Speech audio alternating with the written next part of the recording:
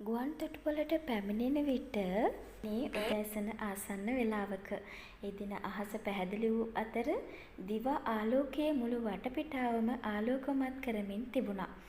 තොටුපළෙන් පිට වූ විට සිත් ගන්නා සුළු සුළඟක් මට නව ලෝකයකට පැමිණි වැනි හැඟීමක් දුන්නා. මගේ ගමනේ ගමනාන්තය වූයේ ඌව පළාතේ පිහිටි හපුතලේ නගරය. මම වාහනයකින් ගමන ආරම්භ කළා. මෙම ගමන තුල දැකිය හැකි දේ මගේ සිත් තුල හිර වෙලා තිබුණා. බලංගොඩ නගරය පසු කරගෙන මගේ අවසන් ගමනාන්තය හපුතලේ දිගේ දිගහැරුණා. එය වතු යායන්ගෙන් වටවුණු කඳු මුදුනක පිහිටි අලංකාර නගරයක්.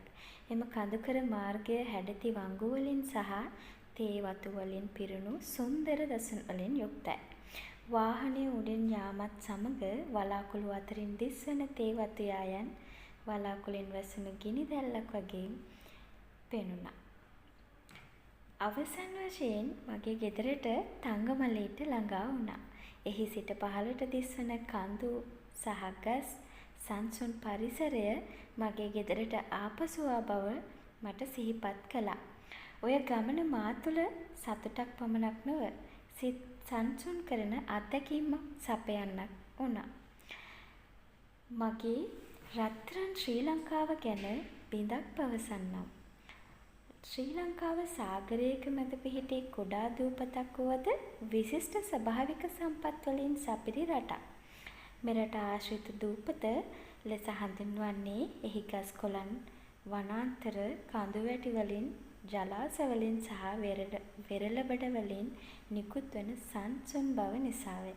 ශ්‍රී ලංකාවේ කඳු වැටි පිළිබඳ නුවරඑළිය, හැටන්, බදුල්ල, හපුතලේ වැනි ප්‍රදේශ සීතල කාලගුණයකින් යුක්ත වන අතර එම ස්ථානවලට සංචාරය කරන විට විවිධ දිය ඇලි දැකගත හැකියි. හෝටන් තැන්නේ කියන ස්ථානය අහසට ඉහළින් දිස්වන සුන්දර දර්ශනයකින් පිරීලා තිබෙනවා. ඒ ස්ථානයේ සිට ගිලිහෙන වලාකුළු අතරින් පහළට දිස්වෙන නදියන්, වනාන්තර සහ කඳු පුරා සුන්දර සංසුන් බවක් පවතිනවා. ශ්‍රී ලංකාවේ පවතින සිංහරාජ වනාන්තරය යනු ජාත්‍යන්තර මට්ටමින් සුරකුම් ලබ ජෛව විවිධත්වයේ උද්‍යානයක්. මෙහි අලි, කොටි, සිංහ, වලස්සු, වඳුරන් වැනි බොහෝ සත්ව කොට්ටාස ජීවත් වෙනවා.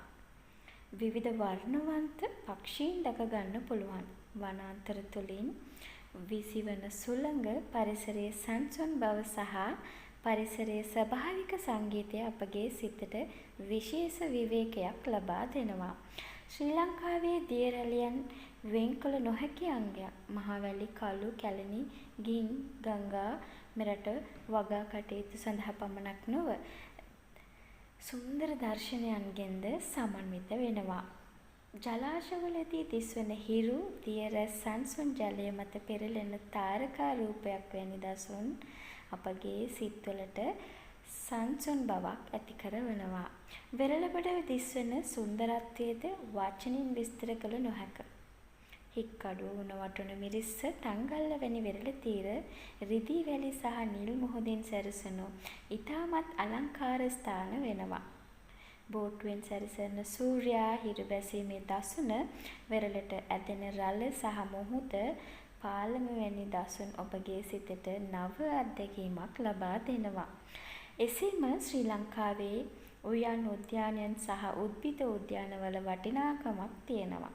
හග්ගල උද්භිද උද්‍යානය, පේරාදෙණිය උද්භිද උද්‍යානය වගේ උද්භිද උද්‍යාන දක්නට ලැබෙනවා. විවිධ මල් වර්ග වලින් සහ විවිධ ගස් වර්ග වලින් අලංකාර වුණු මෙම උද්‍යාන අපගේ සිරුරට මෙන්ම මනසටත් සංසුන් බවක් ලබා දෙනවා. අවසානයේ ශ්‍රී ලංකාව සතු මෙම ස්වභාවික සුන්දරත්වය අපේ රැකගත යුතු මහත් වගකීමක් කියලා මම කියනවා. මේ සුරකීම අනාගත පරපුරටත් මේ සුන්දරත්වය දැනීමට අවස්ථාවක් ලබා දීම වෙනවා. මෙතෙක් වෙලා වීඩියෝ නරඹපු ඔබට බොහෝමත්ම ස්තුතියි. මින් එහාට ඉතුරු වීඩියෝවත් නරඹන්න ලෙස ඉල්ලමින් මම මෙතනින් නිහඬ වෙනවා. ඔබ සැමට තෙරුවන් සරණයි.